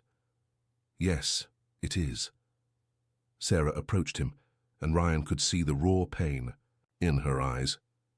The difference is that I won't let it happen again. I won't let you play with me until you get tired. I won't get tired of you. Never. How can you be sure? How can I be sure? Ryan reached out to her again. Because I love you, Sarah. I love you in a way I've never loved anyone in my life. You loved a lie, said Sarah, but her voice was less firm now. You fell in love with the fantasy of a simple life in the countryside, not with me for real. That's not true. Yes, it is. You don't even really know me. You don't know what it's like to have to choose between buying medicine for your child or paying the electric bill. You don't know what it's like to be judged for having a child without a father, to be seen as a poor woman who was abandoned. You don't know what it's like to work 16 hours a day just to survive. Then teach me, Ryan said desperately. Let me learn. Let me stay and discover who we can be together. Sarah looked at him for a long moment, and Ryan saw the battle happening in her eyes, the love she felt for him fighting against years of disillusionment and self-protection. I want to believe you, she whispered finally. God help me, but I want to. Ryan approached slowly, as if she were a wounded animal that might flee at any moment. Then believe me. How? Let me show you. Ryan stopped a few inches from her. Let me prove that what I feel for you is real. Sarah looked into his eyes, and Ryan saw the exact moment when her defenses began to crumble. It was a terrible and beautiful decision at the same time, the decision to trust despite all the fear. "If you hurt me again," she began. "I won't." "Hurt you? If you leave?" "I won't." "If you lie to me again?" "Never again." Sarah took a deep breath, and then, surprisingly, she moved closer to him. "One chance," she said. "One single chance for you to prove to me that you're not like your brother." Ryan nodded, hardly believing she was giving him this opportunity. "But there are conditions," continued Sarah. "No lies, no omissions. If you want to stay in my life, in Ethan's life, you have to be completely honest about everything." "I accept. And no using your money to try to buy our love. If you want to be with us, it's for who you are, not for what you have." "Understood." Sarah studied him for a few more seconds, then sighed. "You know I must be going crazy, right? To be considering this after everything you did? If you're going crazy, then so am I. Because I've never wanted anything so much in my life as to have a chance with you." Something changed in Sarah's expression at that moment. The anger was still there, but there was something more now. Recognition, perhaps, or hope. "Ryan," she said, using his real name for the first time. "Yes? I'm very afraid." "So am I. But I also feel—" Sarah shook her head, struggling to find the words. "Damn it, I fell in love with you too, with the man you are here, with me and Ethan." The confession hit Ryan like lightning. "Sarah—" "Don't say anything yet." Sarah moved closer until their bodies were almost touching. "Show me. Prove to me that what you feel is real." Ryan understood what she was asking. It wasn't just about words or promises. It was about complete surrender, about total vulnerability. He raised his hands and gently caressed Sarah's face, seeing how she closed, her eyes at his touch. "I love you," he murmured. "I love you more than I thought it was possible to love someone." "Show me," she repeated, opening her eyes and looking at him with an intensity that made Ryan's heart stop. The kiss that followed was different from the first. There was no hesitation, no doubt. It was a kiss of surrender, of two people who had begun to strip away all masks and pretenses. Ryan pulled her closer, and Sarah responded by pressing her body against his, her hands tangling in his hair. When they finally separated, both were breathing heavily. "Are you sure?" asked Ryan. "No," Sarah responded honestly, "but I'm going to risk it anyway." Ryan picked her up, surprising her, and she laughed softly. "Where to?" he asked. "My bedroom," she whispered in his ear, making him shiver. Sarah's bedroom was small and simple, but incredibly cozy. Ryan gently laid her on the bed, and for a moment they just looked at each other in the soft light coming through the window. "Are you sure?" he asked again. "Stop asking and kiss me," Sarah replied, pulling him down. What happened next was a mixture of desperate passion and infinite tenderness. They loved each other as if it were the first and last time, as if they wanted to memorize every touch, every moan, every moment of perfect connection. Ryan discovered scars on Sarah's body that told stories of hard work and sacrifice. Sarah discovered that Ryan touched her as if she were something precious and fragile, something he was afraid to break. When they finally calmed down, breathless and intertwined, Sarah murmured against Ryan's chest, "Don't leave tomorrow." "I'll never leave," he promised, kissing the top of her head. They fell asleep like that, bodies pressed together, hearts finally synchronized. Ryan woke up a few hours later to the sound of his cell phone vibrating. Confused, he remembered that he had left a special phone in the bunkhouse for emergencies related to family business. Carefully, so as not to wake Sarah, he got up and began to dress. "Where are you going?" Sarah murmured, still half asleep. "Just going to get something from the bunkhouse. I'll be right back." "Okay," she murmured, turning to her side. Ryan left the house silently and walked to the bunkhouse. The phone had stopped vibrating, but when he checked it, he saw several missed calls from his personal assistant in New York. There were also some text messages and urgent emails. Apparently, his prolonged absence was causing problems in the family business. Ryan sighed, knowing that sooner or later he would have to deal with his responsibilities. But for now, all he wanted was to return to Sarah's arms. He was putting the phone away when he noticed something strange. There were photos in the gallery that he didn't remember taking. Curious, he opened the images. What he saw made him feel as if he had been punched in the stomach. They were photos of Ethan, dozens of them. The boy playing in the yard, running after chickens, sitting in Sarah's lap during lunch. All taken from a distance with zoom, as if someone were watching the family. Ryan realized with growing horror that someone had used his phone to document Ethan's life. Probably someone from the Ambrose family, someone who had discovered his location and was collecting evidence about the supposed grandson. But the worst was yet to come. In the last photo, taken the day before, was Ethan sleeping in his bed, photographed through the window of the room. Someone had violated the family's privacy, invaded their intimacy, used Ryan as a tool to monitor Sarah and Ethan. And Sarah would think he was involved. Ryan ran back to the house, the phone in his hands, desperate to explain the situation to Sarah before she discovered it herself. But it was too late. Sarah was in the living room, wearing only a nightgown, holding another phone, one he didn't remember having. "Looking for this?" she asked, her voice ice cold.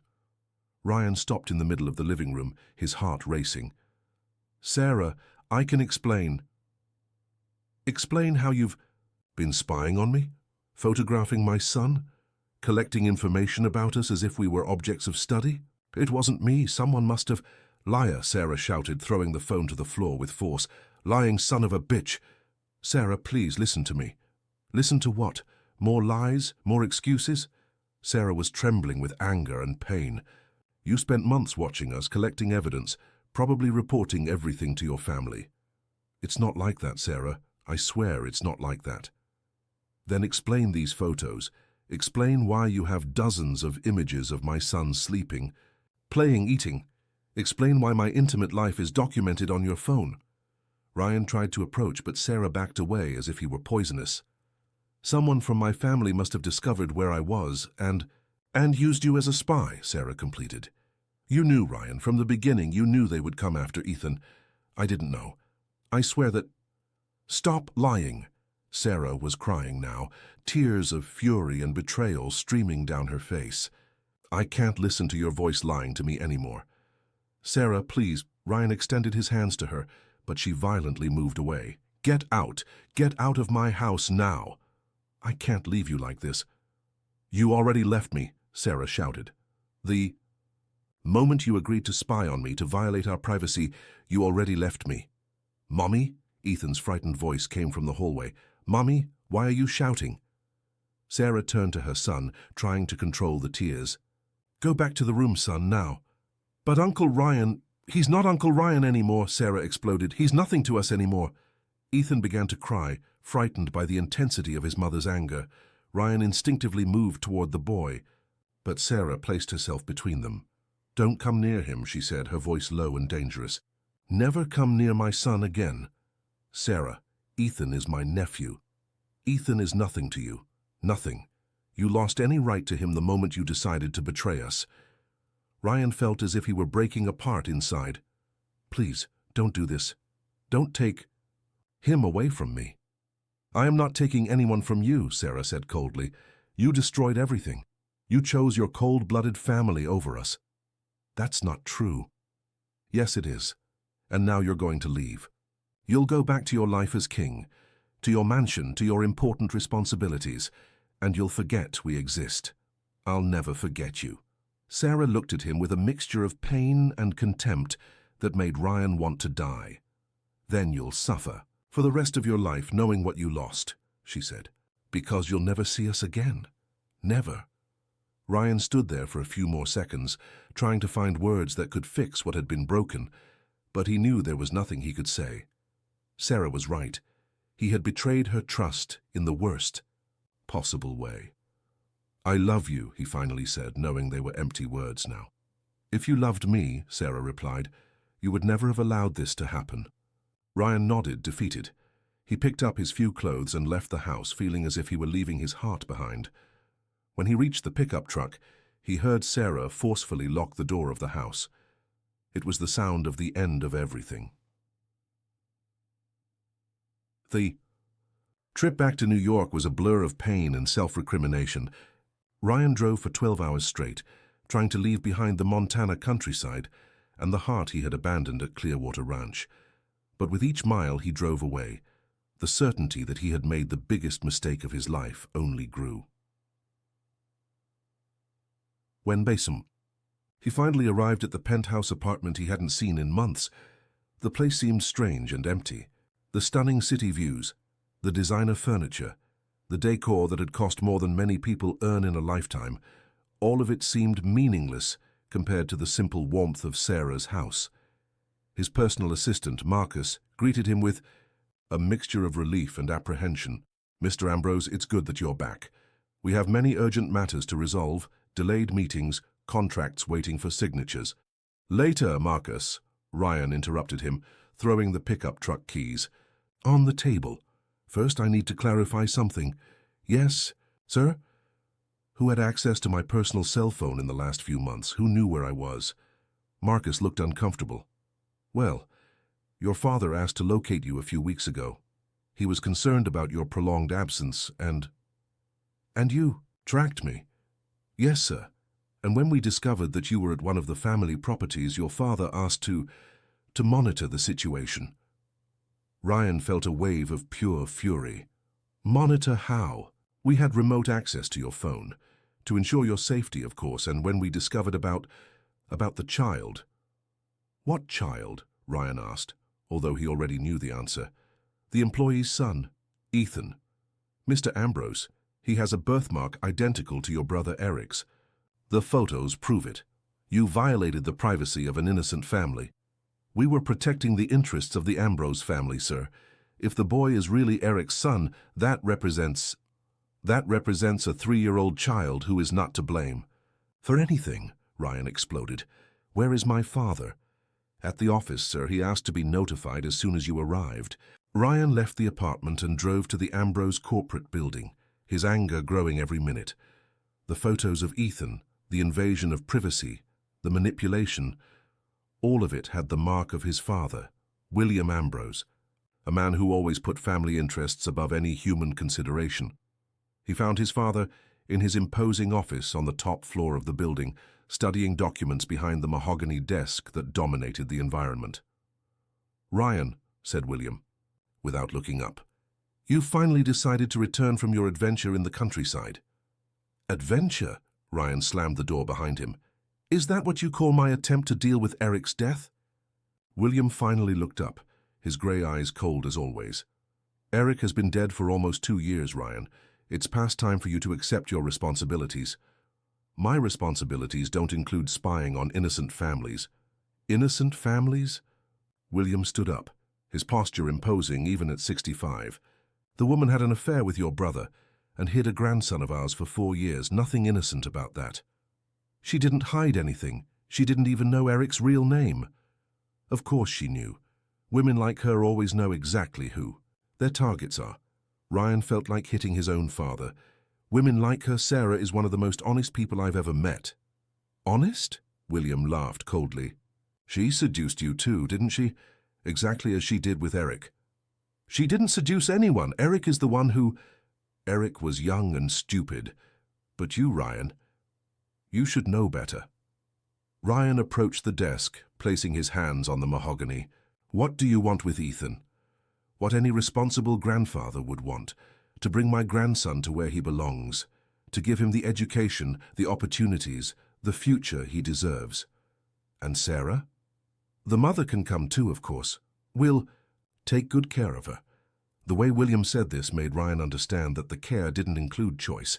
Sarah would be kept as a glorified employee, dependent on the goodwill of the Ambrose family. She would never accept that. They all accept in the end, especially when they understand it's best for their children. They all.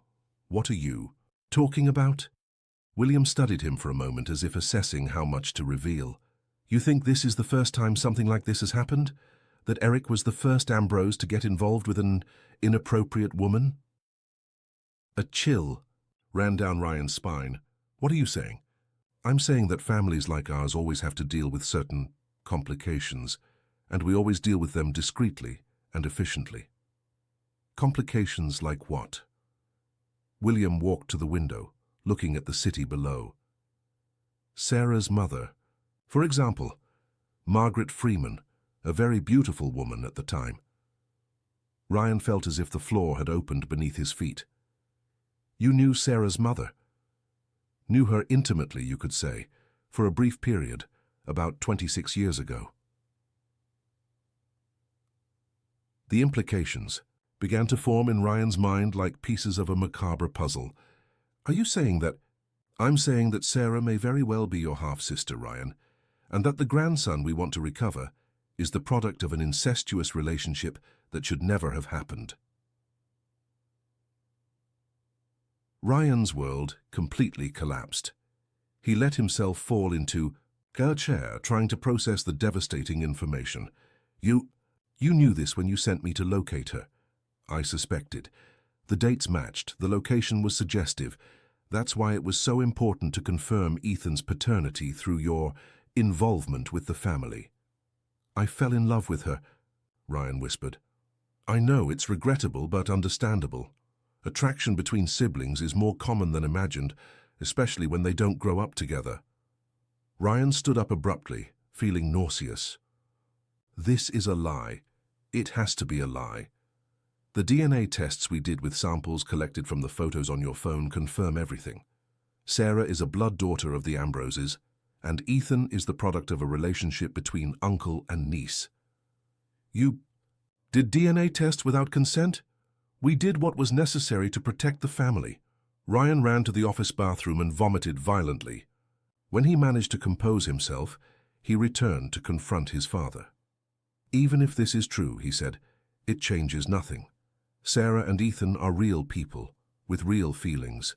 They aren't problems to be solved. They are complications that need to be managed, and you're going to help us do that. Never. Yes, you will. William returned to his desk and opened a folder.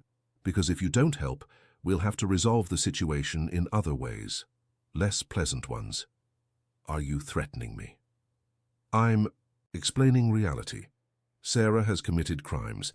Concealment of paternity, inadequate registration of the child, document fraud.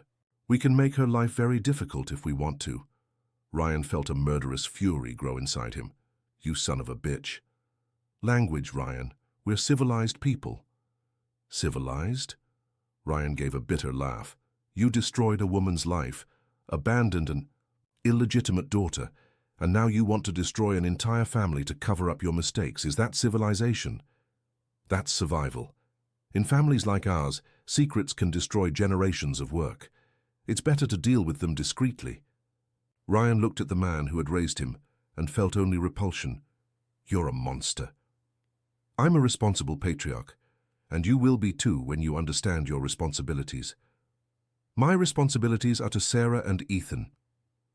Your responsibilities are to the Ambrose name and to the empire you will inherit. Ryan headed for the door. I don't want to inherit anything of yours. Think carefully, Ryan. If you help us, we can make this work for everyone. Sarah and Ethan will have financial security, education, opportunities.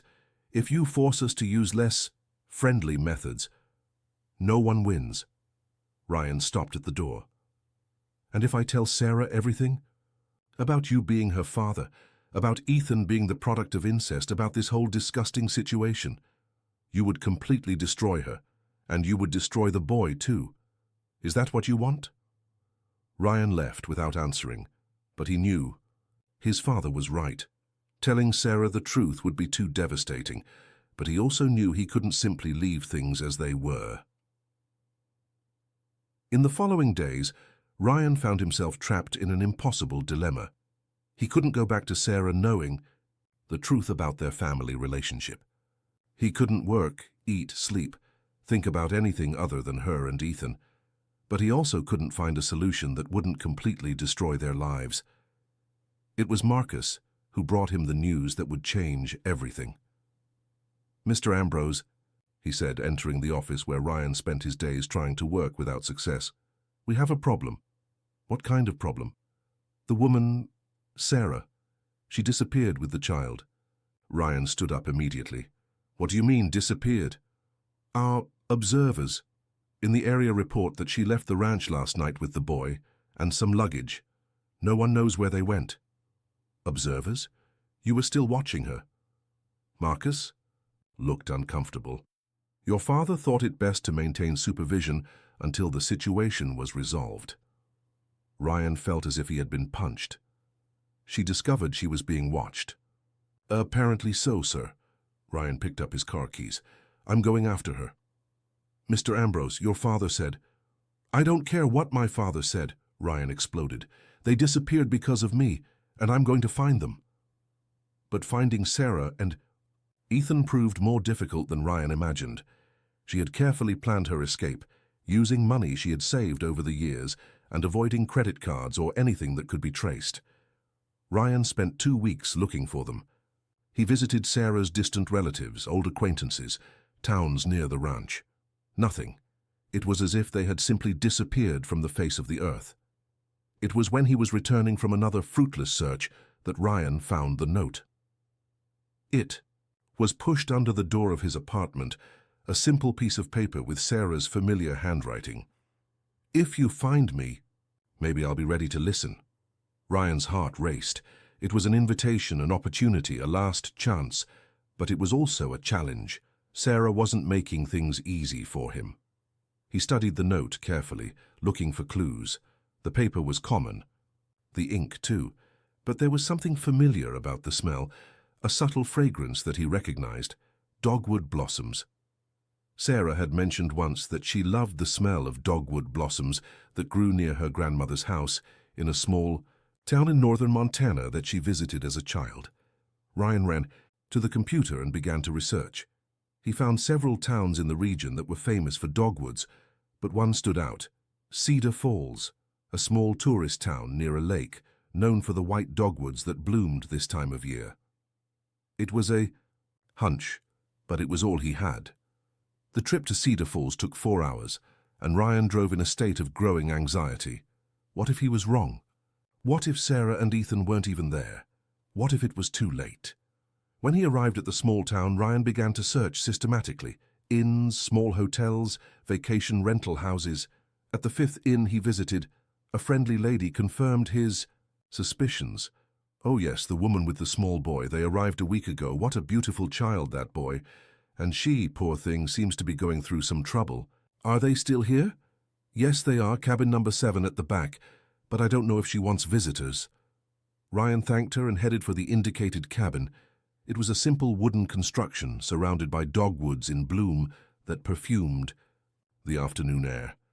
When he knocked on the door, his heart was beating so hard that he was sure Sarah could hear it. The door opened, and there she was, thinner, with dark circles that spoke of sleepless nights, but still the most beautiful woman Ryan had ever seen. You took your time, said Sarah simply. Sarah, Ryan began, but she interrupted him. Come in, Ethan is sleeping, but we can't make noise.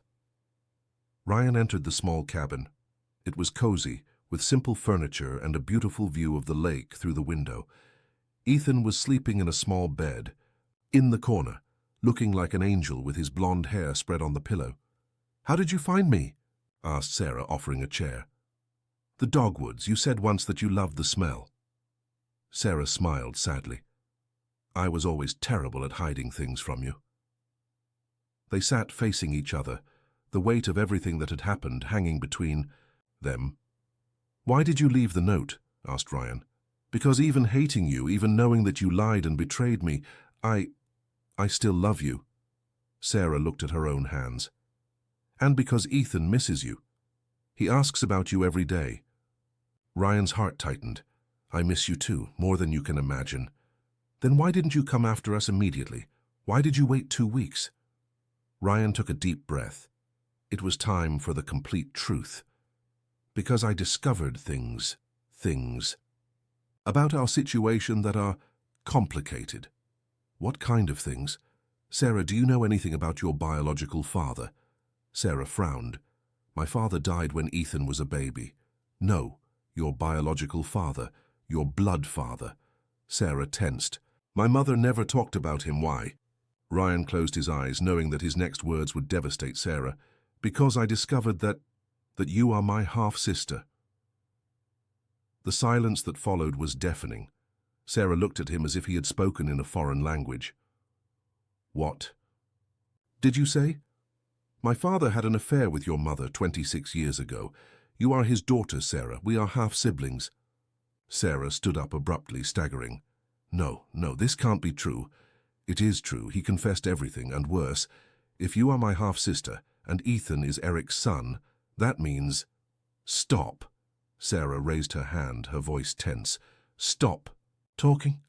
Sarah." "I said stop," she shouted, waking Ethan. "Mommy?" The boy's sleepy voice came from the bed. "Uncle Ryan?" Sarah ran to comfort her son, and Ryan saw her hands trembling as she caressed Ethan's hair. "It's just a nightmare, son.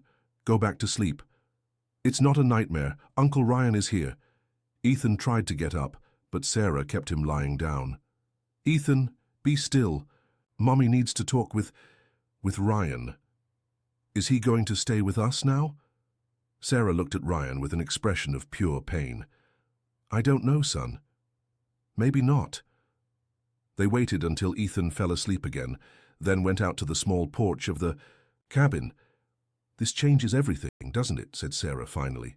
"It doesn't have to change." "How can it not change?" Sarah turned to him, tears streaming down her face. "We're siblings, Ryan, and Ethan is— oh my God, Ethan is the product of incest. Ethan is an innocent child who deserves to be loved." "I know that, but how am I going to look at him now knowing that—" Sarah couldn't complete the sentence. She doubled over herself, sobbing with a pain that broke Ryan's heart. "Sarah, listen." Ryan approached, but she moved away. "Don't touch me, please, don't touch me." "All right, but listen to me, please." Sarah wiped the tears and faced him. "Speak." "I discovered one more thing. My father, he wants to take Ethan. He wants to bring him into the family, raise him as an Ambrose heir. Over my dead body. He has the power to do this, Sarah. He can allege paternal abandonment, maternal inadequacy, anything. He has lawyers, money, influence, and you. Are you going to help me or help him?" Ryan looked into Sarah's eyes, seeing all the fear and desperation she was trying to hide. "I'll destroy him if necessary." "How?"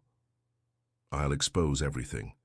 The extramarital affairs, the illegitimate children he abandoned, the way he manipulates and blackmails people. I'll destroy the Ambrose family's reputation if necessary to protect you both." Sarah studied him for a long moment. "And after? What will be left of your life?" "I don't care. You are more important than anything." "Even knowing that? We're siblings." Ryan hesitated. It was the question he feared, but that he knew he had to answer honestly. "Sarah, I can't pretend I don't feel what I feel for you just because we discovered we share a father. The love I feel is real. It always was real. But it's wrong.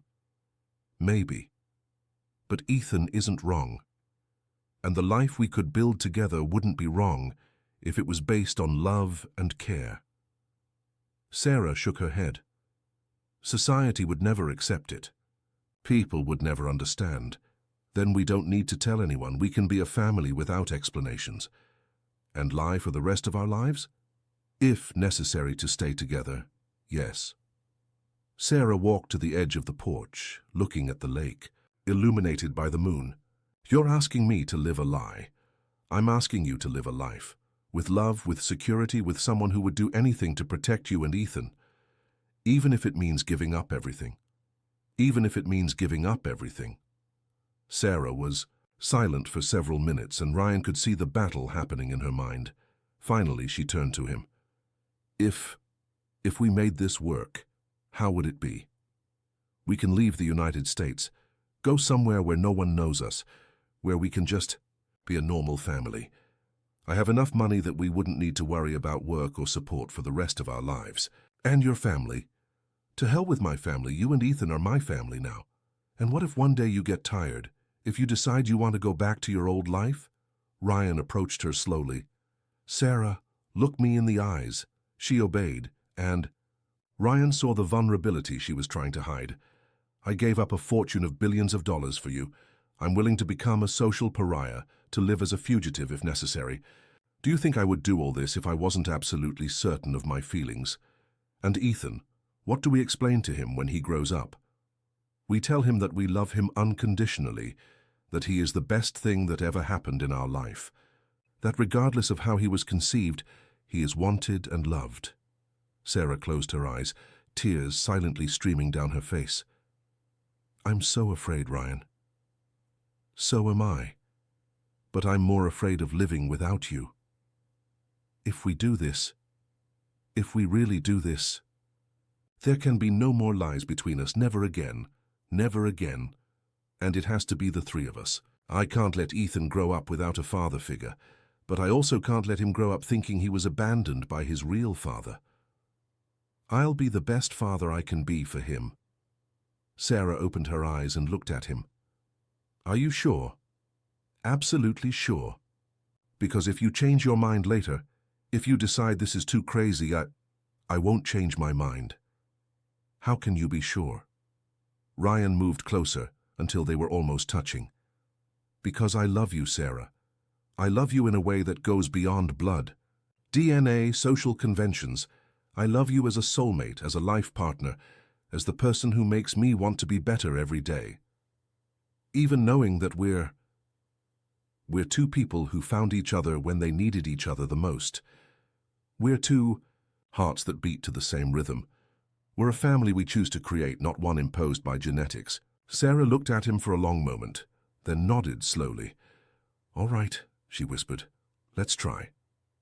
Ryan pulled her into his arms, and this time she didn't resist. They embraced there on the porch, under the stars and the scent of dogwoods, two survivors determined to build something good on the ruins of everything they had lost.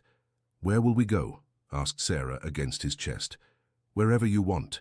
Europe, Canada, Australia, anywhere we can start over. And your family, won't they? Come after us. I'll take care of that. I'll make a deal with my father.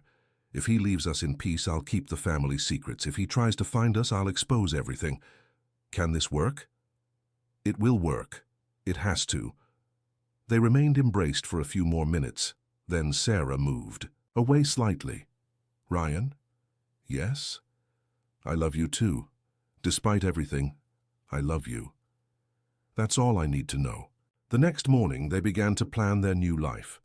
Ryan made some calls, transferred money to international accounts, bought tickets to Canada. Sarah organized the few things they had brought. Ethan, oblivious to the complexities of the situation, was radiant to have Uncle Ryan back. Mommy, is Uncle Ryan going to live with us now? He asked during breakfast. Sarah looked at Ryan, who nodded slightly. Yes, son. Ryan is going to stay with us. Forever? Forever, confirmed Ryan. Yay, Ethan celebrated. Now I have Mommy and Daddy. The word Daddy made Sarah and Ryan look at each other. It was the first time Ethan had used that word, and there was something deeply moving in the naturalness with which it had emerged. If you want to call me Daddy, Ethan, said Ryan carefully, I would be very happy. Can I? Yes, you can, son. Daddy. Ethan tested the word, liked the sound, and repeated it a few more times, laughing. Sarah wiped away a discreet tear, seeing how Ryan looked at Ethan with a paternal love that was not at all pretended. 3 days later, they were on a plane bound for Toronto. Ryan had organized everything. A house in a small town near the lakes, new documents, a new identity for all of them. As the plane took off from New York Airport, Sarah held Ryan's hand. No regrets? She asked. None, he replied. And you? Sarah looked at Ethan, who was sleeping in Ryan's lap with the complete trust of a loved child. None, she said. We're going home. Home, Ryan repeated, and for the first time in years the word had true meaning. Across the ocean, a new life awaited them, a life built on unconditional love, mutual sacrifice, and the determination of two people to protect what mattered most, their family. It wouldn't be a conventional life. There would be challenges, doubts, difficult moments, but it would be a real, honest life, based on a conscious choice of love above all. And when Ethan grew up and asked questions about his origin, they would tell the truth, that he was conceived in love, grew up in love, and would always be loved regardless of anything. Because in the end, family isn't about blood or DNA, it's about choice, commitment, and the daily decision to love someone more than yourself. And Ryan, Sarah, and Ethan had made that choice forever.